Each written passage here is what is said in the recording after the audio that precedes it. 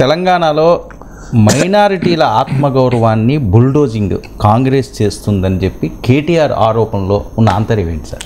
అంటే కేటీఆర్ ఆరోపణ చేయడానికి ఆయన రెండు డైమెన్షన్స్ చెప్పాడు. ఒకటి, ఇటీవల జనవరి 22 సందర్భాన నల్గొండలో సంగారెడ్డిలో జరిగిన కొన్ని ఘటనలు ఆధారంగా చూడండి, మా హయాంలో మత సామరస్యంలో కలిపాం, కాంగ్రెస్ పార్టీ అది చేయలేకపోతుంది అని.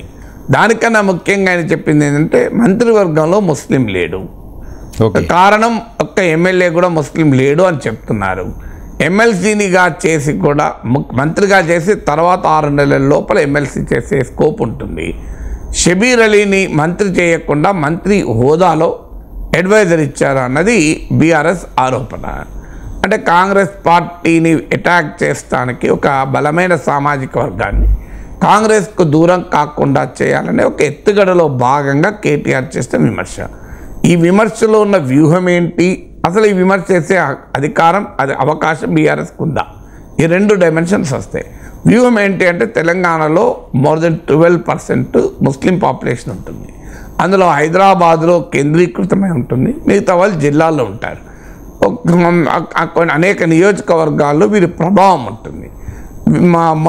తెలంగాణ వచ్చాక 2014లో కానీ 2018లో కానీ ప్రధానంగా బీఆర్ఎస్ వెనకాల ఈ ఓటు ర్యాలీ అయింది. దానికి కారణం ఏంటంటే ఎంఐఎంతో బీఆర్ఎస్కున్న దోస్తీ కావచ్చు.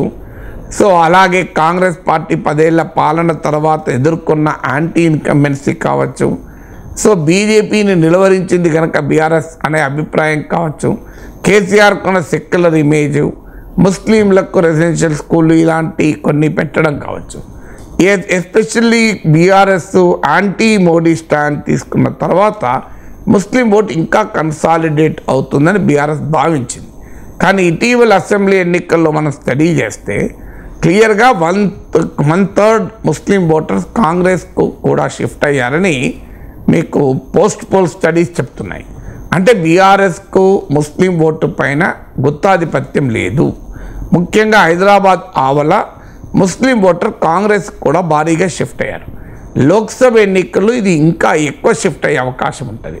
ఎందుకంటే లోక్సభ ఎన్నికలకు వచ్చే వరకు నరేటివ్ మారుతుంది.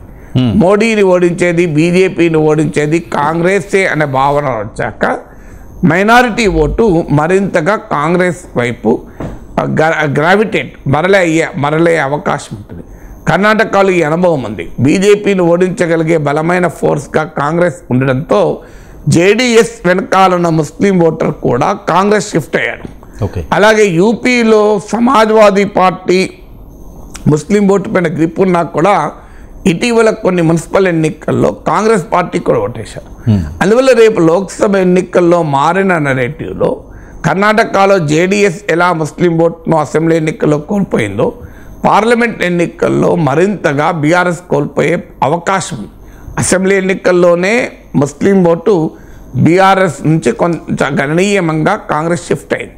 లోక్సభ ఎన్నికల్లో ఈ షిఫ్ట్ మరింతగా పెరిగే అవకాశం ఉంది. కారణం కాంగ్రెస్ రాష్ట్రంలో అధికారంలో ఉంది, బీఆర్ఎస్ ఓడిపోయింది.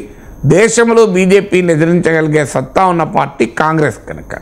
సో అందువల్ల ముస్లిం ఓటును బీఆర్ఎస్ నిలుపుకొనటానికి ఒక ఎత్తుగడగా కాంగ్రెస్ ముస్లింలకు అన్యాయం చేసింది అన్న నరేటివ్ని బిల్డ్ చేసే క్రమంలో కేటీఆర్ చేసిన వ్యాఖ్యలు.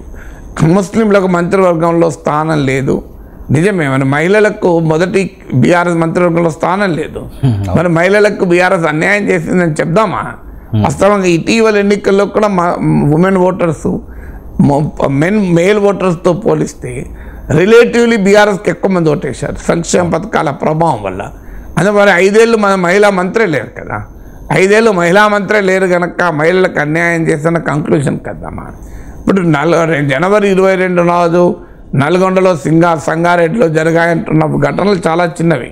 బీఆర్ఎస్ హయాంలో బైన్సా లాంటి ఘటనలు జరిగాయి కదా, మరి దాని సంగతి ఏంటి? సో అందువల్ల బీఆర్ఎస్ విమర్శించేటప్పుడు తమ వైపు కూడా మరి ఇవి అటాక్ అవుతాయి అనేది మర్చిపోకూడదు. అవును.